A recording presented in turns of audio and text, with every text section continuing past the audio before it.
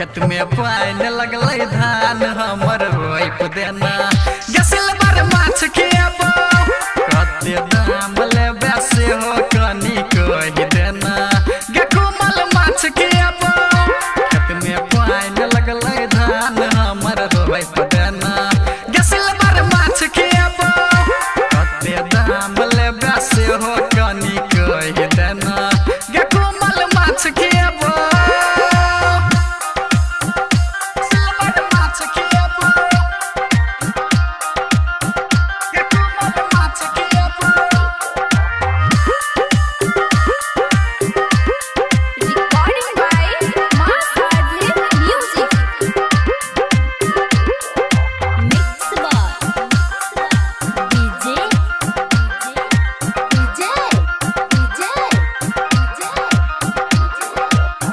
जलखै में देबो हम मुर्गा फ्राई गे मिनरल वाटर लक हेतै शुरुआत गे सुन ना जलखै में देबो